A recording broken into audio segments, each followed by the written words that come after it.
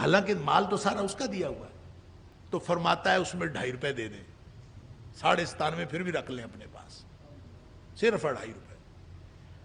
کیا مانگا اللہ نے؟ ہم سے مانگا ہی کیا ہے؟ صاحب نصاب ہے. صاحب نصاب لوگوں میں سے 40% سے زیادہ لوگ زکوٰۃ نہیں دیتے، وراثت میں بہنوں کو حصہ نہیں دیتے. اور اس کی رحمت یہ ہے کہ وہ خود عطا فرما کے اپنے دیوے مال کو ہمارے مال قرار دیتا. اسی کا دیا ہوا واپس اس کے رستے میں دیں تو وہ اس کو اپنے ذمے قرض فرماتا ہے. تو کمزور لوگوں کا اور محروم لوگوں کا اور مانگنے والوں کا جو حصہ اللہ نے تمہارے مال میں رکھا ہے، اللہ تعالیٰ نے فرمایا من ذا الذی یقرض اللہ قرضا حسنا، جو بھی اللہ تعالیٰ کے رستے میں قرض دیتا ہے فیضاعفہ لہ اضعافا کثیرہ، اللہ اس کو بڑھا چڑھا کے واپس دے. سبحان اللہ. کتنی بڑی وعید ہے کہ جو لوگ اللہ کے راستے میں خرچ نہیں کرتے، یستبدل قوما غیرکم، تو اللہ تمہاری جگہ پہ کوئی اور قوم لے آئے گا، ثم لا یکونوا امثالکم، پھر وہ تمہارے جیسے نہیں ہوں گے. ولا یسألکم اموالکم، اور وہ تم سے تمہارے مال بھی نہیں مانگتا. اللہ تم سے تمہارے اموال نہیں مانگتا. ولا یسألکم، نہیں مانگتا تمہارے اموال تم سے. اب ویسے تو اس کا ترجمہ یہی ہے جو میں آپ سے کر رہا ہوں، تو اس سے ایک اشکال پیدا ہوتا ہے کہ اللہ تعالیٰ زکوٰۃ تو کہتا ہے دو، زکوٰۃ تو ہمارے مال میں سے ہی ہے نا، تو اللہ مال نہیں مانگتا، حالانکہ اللہ تعالیٰ کہتا ہے زکوٰۃ دو. زکوٰۃ تو اللہ تعالیٰ نے فرض کی ہے. تو پھر اس کا کیا معنی ہوگا کہ مال نہیں مانگتا؟ اس کا معنی یہ ہے، اگر اس کا معنی یہ ہے وَلَا يَسْأَلْكُمْ أَمْوَالَكُمْ، وہ تمہارے مال نہیں مانگتا، اس کا معنی یہ ہے وہ تمہارے پورے مال نہیں مانگتا، تمہارے سارے مال نہیں مانگتا. سارے اور پورے کہاں سے ترجمہ ہوا؟ اس لیے کہ اگر اس کا ترجمہ یہ ہوتا کہ تمہارے اعمال میں سے کچھ بھی نہیں مانگتا تو پھر یہ ہوتا وَلَا يَسْأَلُكُمْ مِنْ أَمْوَالِكُمْ، پھر یہ ہوتا تمہارے مالوں میں سے کچھ بھی نہیں مانگتا. لیکن یہاں فرمایا یسألکم اموالکم، تمہارے مال سارے کے سارے نہیں مانگتا. کتنا مانگا اللہ نے؟ اللہ اکبر. مانگا کیا ہے؟ 2.5%. 100 روپے اگر اللہ نے آپ کو دیے ہوں اور وہ 100 روپے بچت ہوں خرچے کے علاوہ، خرچہ کر لیا، 100 روپے بچ گئے، سال گزر گیا. یہ 100 روپے کی تمہیں مثال دے رہا ہوں نا، اصل میں تو یہ نصاب کے بعد ہے، تو اس کے اوپر سال گزر گیا، بچت ہے خرچے کے علاوہ، گھر کا خرچہ چل رہا ہے، سب کچھ چل رہا ہے، وہ بھی اللہ ہی دے رہا ہے نا، سب کچھ اللہ ہی دے رہا ہے. اور یہ اللہ کا کرم ہے کہ وہ ہمیں عطا فرماتا ہے خود، اور اس کی رحمت یہ ہے کہ وہ خود عطا فرما کے اپنے دیوے مال کو ہمارے مال قرار دیتا. وَلَا يَسْأَلْكُمْ أَمْوَالَكُمْ، حالانکہ مال تو سارا اس کا دیا ہوا ہے، اور پھر وہ تمہارے پورے مال نہیں مانگتا. اچھا 100 ہو، اگر 100 ایک اکائی سمجھ لیجئے، اور پھر وہ بچت ہو، اور بچت پر بھی سال گزر جائے، پڑا رہے سال گزر جائے، تو فرماتا ہے اس میں 2.5 روپے دے دیں، 97.5 پھر بھی رکھ لیں اپنے پاس، صرف 2.5 روپے. کیا مانگا اللہ نے؟ ہم سے مانگا ہی کیا ہے؟ لوگ وہ بھی نہیں دیتے، یعنی جو 2.5% ہے وہ بھی نہیں دیتے. اس لیے اللہ نے فرمایا وَلَا يَسْأَلْكُمْ أَمْوَالَكُمْ، اللہ تمہارے اموال نہیں مانگتا، مال نہیں مانگتا، سارے اموال نہیں مانگتا، تھوڑے مانگتا ہے، اس میں تو ذرا سا مانگا ہے، پورے تو مانگے ہی نہیں. اجر پورے دے گا، یُؤْتِكُمْ أُجُورَكُمْ، تمہیں اجر پورے دے گا. وَلَا يَسْأَلْكُمْ أَمْوَالَكُمْ، اور تمہارے مال تم سے نہیں مانگتا. إِن يَسْأَلْكُمُوهَا، اللہ، اگر وہ مانگ ہی لے سارے اعمال، تو سارے اموال، اگر وہ تم سے تمہارا سارا مال مانگ لے، تمہیں تو موت پڑتی ہے 2.5% دینے سے. یعنی میں کہتا ہوں یہ بالکل اس کے ترجمے میں یہ بات شامل ہونی چاہیے کہ تمہیں تو موت پڑتی ہے 2.5% سال بعد، بچے تمہیں سے 2.5% دینے میں تمہیں موت پڑتی ہے، کتنے لوگ دیتے ہیں؟ اللہ. ایک اندازے کے مطابق پاکستان کے اندر زکوٰۃ دینے والوں کی جو تعداد ہے، جو زکوٰۃ کے صاحب نصاب ہے، صاحب نصاب لوگوں میں سے 40% سے زیادہ لوگ زکوٰۃ نہیں دیتے، وراثت میں بہنوں کو حصہ نہیں دیتے. 40% لوگ ہیں جو زکوٰۃ دیتے ہیں، 60% زکوٰۃ نہیں دیتے. اللہ اکبر. یعنی مسلمان ہیں اور زکوٰۃ اسی طرح فرض ہے جیسے نماز فرض ہے، اور پھر زکوٰۃ بھی نہیں دیتے. یہ جو کیا نام ہے اس کا، وراثت میں بہنوں کو حصہ نہیں دیتے. اور روز ہمارے پاس کیس آئے ہوتے ہیں کہ وہ جی فلاں بہن کو حصہ نہیں دیا، ابا جی نے پھپھی کو حصہ نہیں دیا، فلاں کو جی اپنے بچوں کو تو دے دیا، بیٹیوں کو بھی دے دیا. بیٹیوں کو تو سب دے دیتے ہیں، جب بہنوں کو دینا پڑتا ہے نا اس وقت موت پڑتی. بہنوں کو دیتے ہوئے اور لوگ جو ہیں وہ ہزار جتن کرتے ہیں کہ یہ نہ دینا پڑے، حالانکہ سارا مال اللہ کا دیا ہوا، اور اللہ نے جو مال دیا ہے اسی میں سے اللہ کے دیے ہوئے میں سے دینا ہے، اور اس پر بھی کوئی نہیں دیتا. اللہ فرماتا ہے اگر تمہارے سارے مال اللہ مانگ ہی لے، ان یسألکموہا، اگر اللہ سارے مال تمہارے مانگ لیتا، فیحفکم اللہ، اور اللہ تعالیٰ اصرار کرتا کہ لازمن دو، سارے دو اور لازمن دو. اگر اللہ تعالیٰ یہ کہہ دیتا، یحفکم، احفا یحفی ہوتا ہے کسی چیز کو سمیٹ کر سارا لے لینا، سارا حاصل کر، سمیٹ کر سارا حاصل کرنا، یہ احفا یحفی ہوتا. فیحفکم، اللہ اگر تم سے مال مانگ لے اور پھر سارا لینے پر اصرار کرے کہ میں نے سارا لینا ہے، مانگ بھی لے اور سارے پر اصرار کرے، تو تمہارا حالت کیا ہوگی؟ تب خلو، تم نے تو بخل ہی کرنا ہے. تب خلو، بخل کرنے کا مطلب ہوتا ہے، ہم تو کہتے ہیں کنجوسی کرنا، بخل کا لفظی معنی ہوتا ہے روک لینا. تب خلو، تم روک لوگے، تم بخیل ہو جاؤ گے، اور تمہاری بخیلی سب کو ظاہر ہو جائے گی. وَيُخْرِجْ أَضْغَانَكُمْ، اللہ اکبر، تمہارے پوشیدہ کینے سارے ظاہر کر دے گا. یعنی تم بنے پھرتے ہو نا بڑے مسلمان، اللہ اکبر، 2.5% پہ مرتے پھرتے ہو، تو اگر اللہ سارے مال مانگ لیتا. کتنی دفعہ ہم یہ بات کرتے ہیں کہ اللہ کا کتنا کرم ہے کہ اس نے قربانی تو ہم سے مانگی لیکن جانور ذبح کرنے کی مانگی. اگر وہ چاہتا تو بیٹے ذبح کرنے کی قربانی مانگ لیتا، بیٹا بھی تو اس کا دیا ہوا ہے. ابراہیم علیہ السلام سے جو قربانی مانگی تھی تو بیٹا ذبح کرنے کی مانگی تھی، تو ہم سے بھی وہ چاہتا تو بیٹا ذبح کرنے کی قربانی مانگ لیتا. کتنا خود بھی گوشت کھاتے ہیں، دوسروں بھی کھلاتے ہیں، اور ثواب قربانی کا. اللہ اکبر، کتنی رحمت ہے اللہ کی. اور اسی طرح مال دیا ہوا اس کا ہے، خود عطا کرتا. اللہ اکبر. اور واپس اگر اس کو دینا، اسی کا دیا ہوا واپس اس کے رستے میں دیں، تو وہ اس کو اپنے ذمے قرض فرماتا ہے. من ذا الذی یقرض اللہ قرضا حسنا، وہ کہتا ہے جو مجھے دے گا یہ قرض ہے، اپنے ذمے اس کو قرض سمجھتا ہے. سبحان اللہ، کتنی اللہ کی کرم نوازی ہے.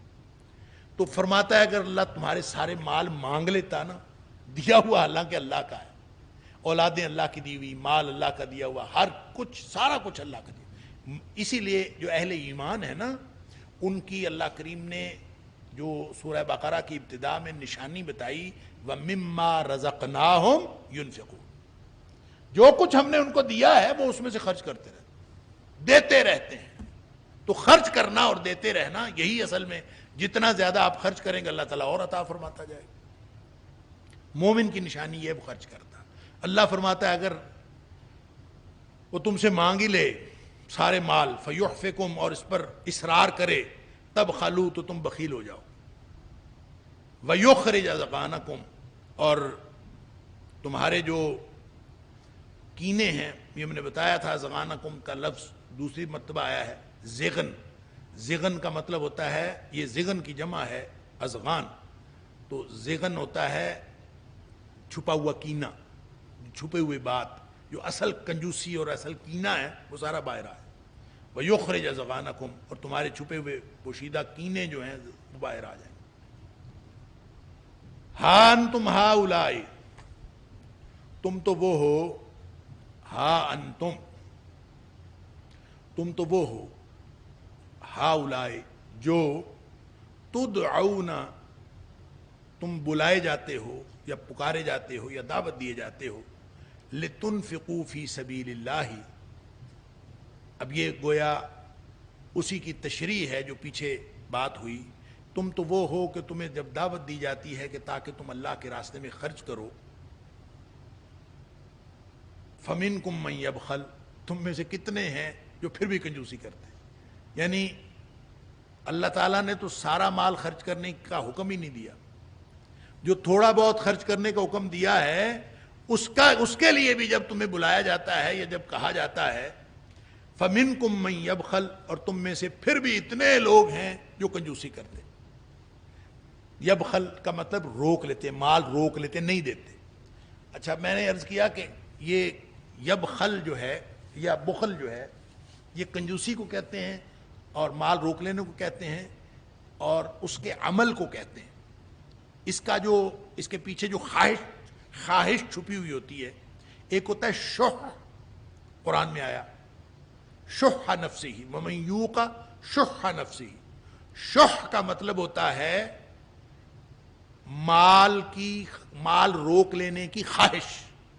شح کا مطلب ہے روک لینے کی خواہش. لہذا جو دل کی کنجوسی ہے اس کو شح کا معنی کہہ دیتے ہیں، دل کی کنجوسی.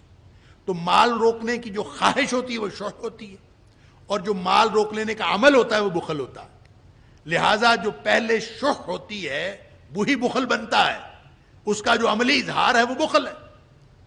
تو اللہ تعالیٰ فرماتا ہے کہ شح تو ہم نے ہر نفس کے اندر رکھی ہے.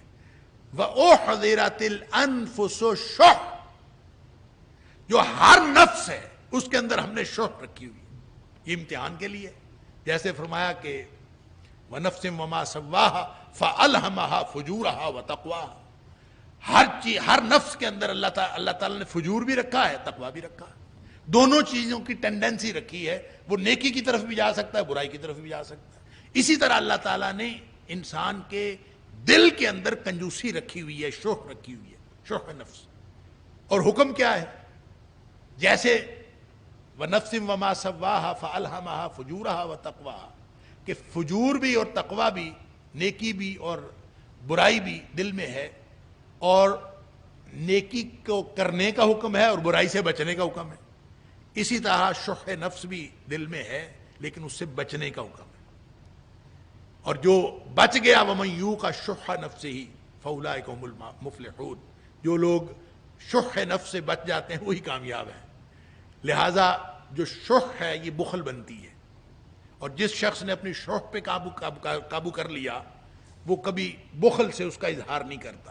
تو اللہ تعالیٰ فرماتا ہے کہ جب بھی تم تو وہ ہو کہ تمہیں جو اللہ کے راستے میں خرچ کرنے کا جتنا کہا گیا ہے، فَمِنْكُمْ مَنْ يَبْخَلْ، تم میں سے لوگ ہیں جو اس پر بھی بخل کرتے ہیں. سارے مال تم نے کیا دینے تھے؟ سارے مال اللہ مانگ لیتا تو تم نے بخیلی کرنی تھی. یہ تو تھوڑا بہت جو مال اللہ نے کہا ہوا ہے، اللہ وفی اموالہم حق معلوم للسائل والمحروم، جو دینے کے لیے کہا ہے، اور اس پر بھی سب لوگ جو ہیں وہ بخل کرتے ہیں. سن لو ومن یبخل، جو بھی کوئی بخل کرتا ہے فَإِنَّمَا يَبْخَلُ عَن نَفْسِهِ، تو وہ اپنے آپ کے لیے ہی بخل کرتا ہے. اگر وہ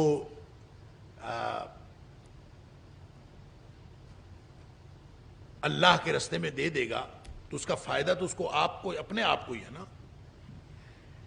اللہ اکبر. وَمَن يَبْخَلْ فَإِنَّمَا يَبْخَلُ عَن نَفْسِهِ، جو بھی تم میں سے بخل کرتا ہے، یعنی یہ جو مال خرچ کرنے کی بات کی، لِتُنْفِقُوا فِي سَبِيلِ اللَّهِ، اللہ کے راستے میں خرچ کرنا، تو اللہ کا راستہ کون سا ہے؟ جب ہم زکوٰۃ کے مصارف میں دیکھتے ہیں تو 8 مصارف میں سے بھی ایک مصرف ہے فی سبیل اللہ.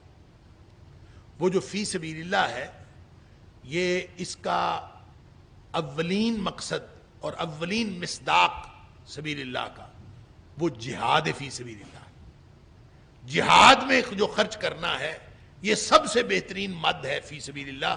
یعنی 8 مدات ہیں، 8 مدات میں سے ایک مد ہے فی سبیل اللہ، اور فی سبیل اللہ جہاد میں خرچ کرنا. لہذا امام احمد بن حنبل علیہ الرحمہ اور دیگر جو علماء ہیں انہوں نے یہ کہا، فقہا نے، کہ یہ جو فی سبیل اللہ ہے، اللہ کے راستے میں جہاد، یہ تعلیم کے بغیر نہیں ہو سکتا. اس لیے جو تعلیم، دین کی تعلیم حاصل کرنا اور دین کی جو نشر و اشاعت ہے وہ بھی فی سبیل اللہ میں شامل ہے. لہذا اللہ کے راستے میں خرچ کرنا، چاہے وہ دین کی اشاعت کے لیے ہو اور چاہے وہ اعلاء کلمت اللہ کے لیے جہاد کیا جائے، جب بھی تم سے مانگا جاتا ہے لوگ جو ہیں وہ بخل کرتے ہیں، اور جو کوئی بخل کرتا ہے وہ اپنے آپ سے بخل کرتا ہے، کیونکہ اگر وہ دے گا اللہ کے رستے میں تو اس کا فائدہ تو اس کو اپنے آپ کو ہی ہے. اللہ تعالیٰ نے فرمایا من ذا الذی یقرض اللہ قرضا حسنا، جو بھی اللہ تعالیٰ کے رستے میں قرض دیتا ہے فیضاعفہ لہ اضعافا کثیرا، اللہ اس کو بڑھا چڑھا کے واپس دے. سبحان اللہ. کوئی اللہ کے رستے میں دے تو صحیح. لہذا اگر کوئی روکتا ہے تو نقصان تو اس نے اپنا کیا نا. اگر وہ دے دیتا تو وہ بڑھا چڑھا کے اس کو واپس ملتا. اس نے نہیں دیا.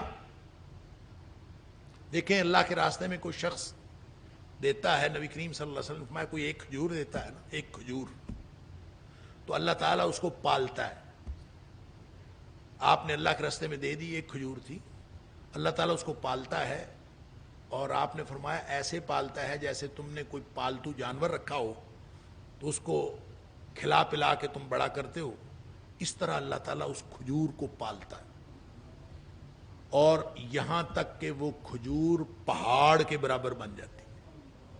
یعنی آپ نے تو صرف ایک کھجور دی تھی، اور اللہ تعالیٰ نے جو وعدہ کیا ہے فَيُضَاعِفَهُ لَهُ أَضْعَافًا كَثِيرًا، وہ کتنا بڑھائے گا یہ اس کو پتا ہے. لیکن نبی کریم صلی اللہ علیہ وسلم نے اس کی یہ تمثیلاً ارشاد فرمایا کہ جیسے کھجور پہاڑ بن جائے، اس طرح اللہ تعالیٰ جو ہے ایک ایک چیز کو اس طرح بڑھاتا ہے. اللہ.